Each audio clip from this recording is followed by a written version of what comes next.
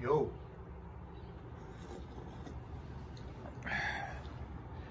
Good day, everyone.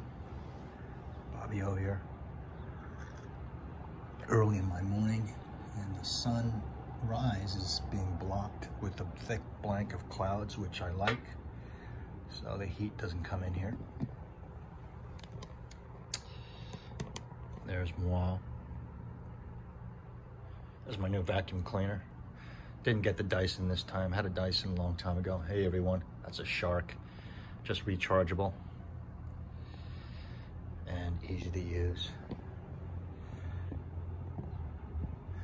You like my setup here?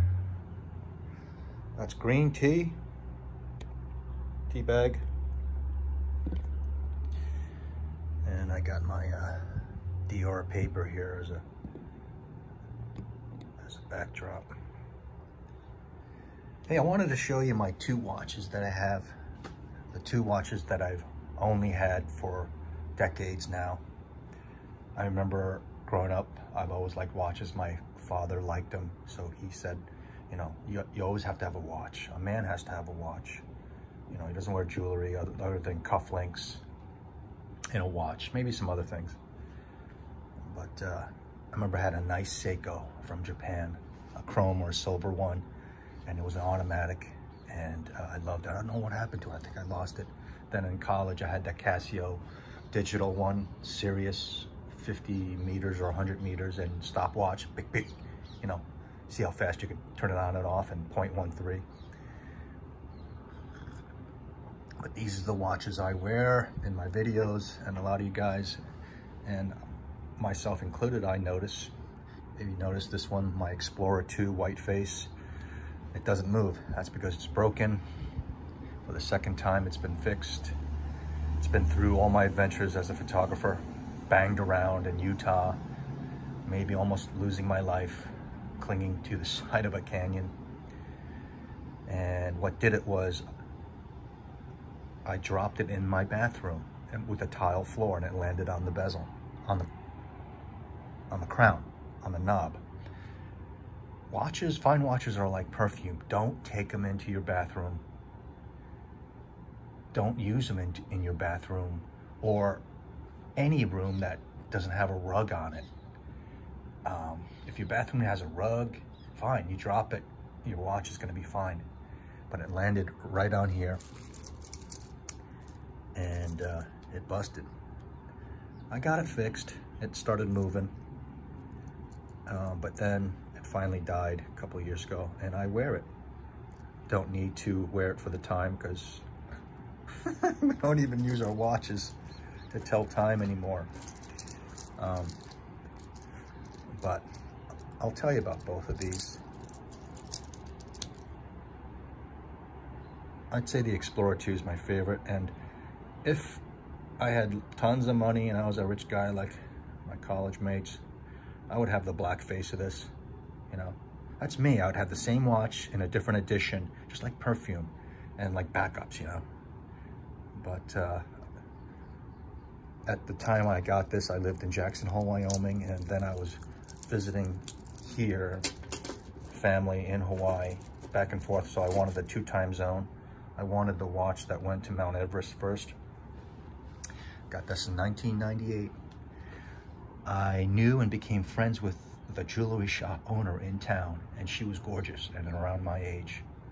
I mean, just way above my head. I sat next to her during a plane ride, and she knew some people I knew at American Airlines when I was throwing luggage just for the free tickets. I was going back from Jackson Hole, Wyoming to Honolulu, back and forth. What a life that was.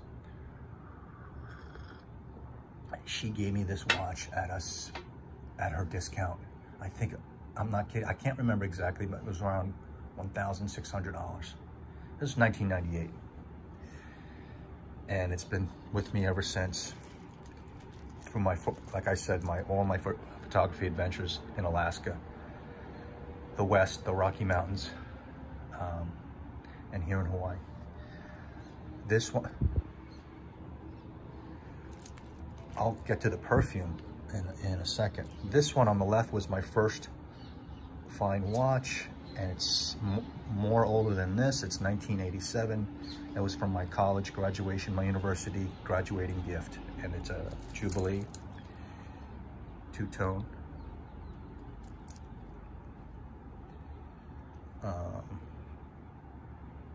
And my mom and dad got me this watch.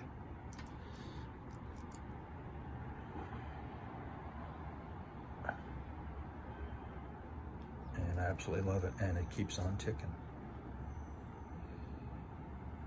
I've had it overhauled once or twice.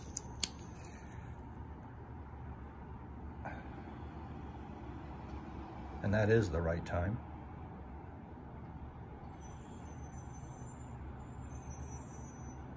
That's some of the only gold I own.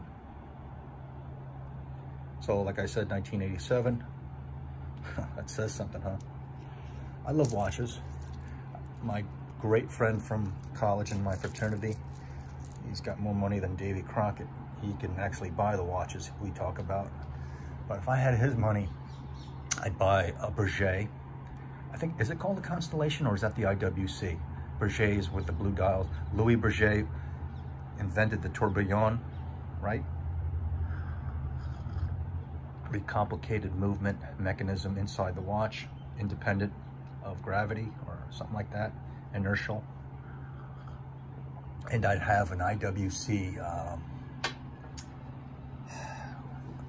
what's it called? With the moon phases, Grand Complication, I think. Grand Complication, IWC, I believe it's called that. I would have those two, and that's it. I wouldn't have a huge collection because I'd want to wear the watches, just like my perfume. I want to wear the stuff I have. The reason I have my Chanel out, and this, the bottle's not in here anymore. It's filled with nickels. I use it as a paperweight. I'm not lying, it's heavy. It's filled with nickels. I hoard nickels because they're made out of the real metal, and they're actually worth it or more. I like metals. I studied metallurgy. That was my discipline in material science. But when I was wearing this watch a long time ago, after college, this is the perfume I was wearing. Probably along with still wearing Pierre Cardin too. Maybe my all-time favorite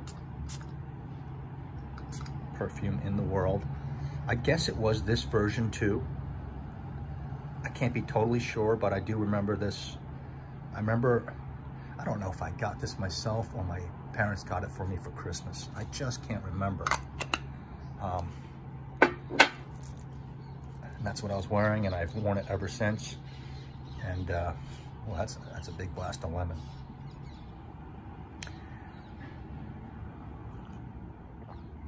And I've been received well with it. This comes with a big chunky bottle, if you know it. It's powdery also, right? Just like my other Burberry Brit that I love to wear, which was my other signature. But a little leather in this.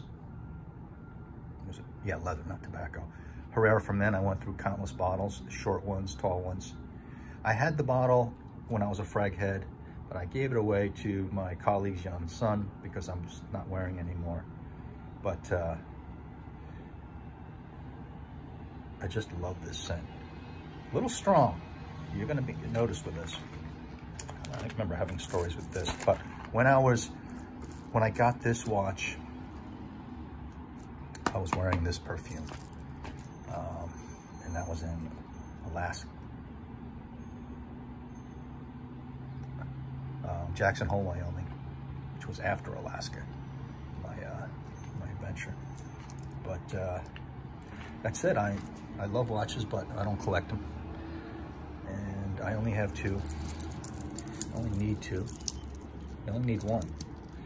What I love about Rolexes, right, this is an elegant watch, right? But it's also very sporty. People, if you don't know watches, you don't know this, you know that this is a Rolex, right? And people say, oh, wow, you got a nice watch because it's gold, right? But even this can be worn casual all the way up to a tuxedo. And this can be worn with a t-shirt all the way up to a tuxedo, sporty, all the way to formal. And that's what I love. That's what I love about this perfume and others.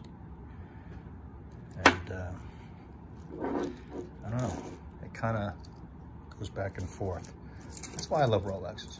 It's kind of cliche, and when we're critiquing each other very finely or harshly with watches, and my friend is, I remember him saying, "Oh, Rolex is for posers." It is for a lot of people, but my dad generally loved them, and I was lucky enough to get this one. So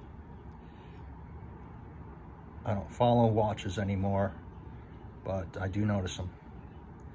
And I like all kinds, but I like the automatics. I don't want accords.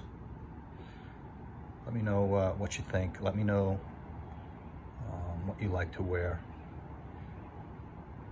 And once again, I do recommend, in general, a man should be wearing a watch in public, just to look good or look better. Just like I think he should be smelling nice. So in general, right? And you know, you're not gonna be wearing cufflinks all the time. You could be wearing necklace, ring, but a lot of guys don't like to wear jewelry. So wear a watch.